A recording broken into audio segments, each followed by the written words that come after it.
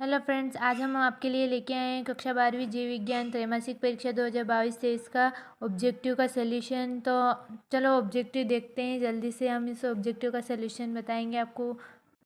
तो हमारा पहला क्वेश्चन है, सही विकल्प चुनकर लिखिए। तो सही विकल्प द्विनिषेचन या डबल फर्टिलाइजेशन की खोज किस वैज्ञानिक ने की थी? तो पहला ऑप्शन है ल्यूवेनहॉक ने, स्ट्रासबर्गर ने, हॉफमिस्टर ने या नवास्चियन ने। तो हमारा राइट आंसर होगा नवास्चियन। फिर सेकंड क्वेश्चन है, पॉलीगोनम का भ्रूणपोष है 8 केंद्र की 8 कोशिकीय, 7 केंद्र की 7 कोशिकीय, 8 केंद्र की 7 कोशिकीय या 7 केंद्र की 8 कोशिकीय। तो हमारा आंसर होगा 8 केंद्र की 7 कोशिकीय। तीसरा क्वेश्चन है, बीज का परिवर्धन विकास होता है अंडकोश से, भ्रूणपोष से, परागकोश से, बीजांड से। तो हमारा राइट आंसर होगा बीजांड से। वेलिस्नेरिया में किस प्रकार का परागण होता है? वायु परागण, जल परागण, कीट परागण या स्वपरागण। तो हमारा राइट आंसर होगा जल परागण। निम्नांकित में से यौन जनित रोग नहीं है? AIDS, gonorrhoea, anaemia, syphilis. तो इसका आंसर होगा एनीमिया।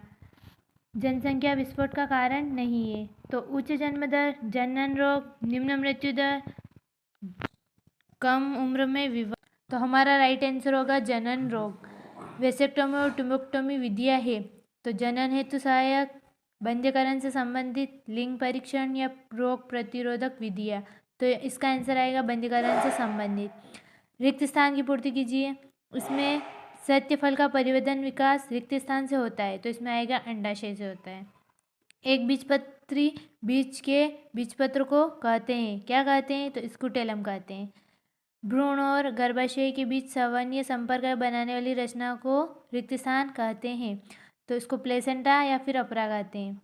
नर एवं स्त्री के युग्मक सलियन फ्यूजन को रिक्त स्थान कहते हैं, तो फर्टिलाइजेशन या फिर निषेचन दोनों बोल सकते हैं। भारत में सन 1951 में शुरू हुई परिवार नियोजन कार्यक्रम को किस नाम से जाना जाता है? तो इसको परिवार कल्याण के नाम से जाना जाता है।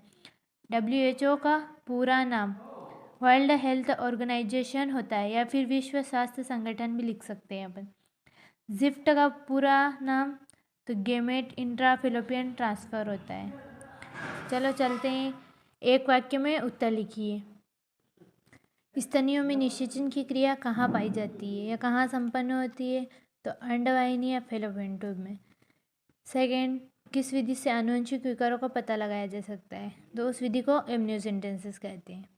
डीएनए, यदि डीएनए अणु में साइटोसिन 18% तो एडेनिन का प्रतिशत कितना होगा? तो एडेनिन, साइटोसिन 18% होगा तो एडेनिन 32% होगा।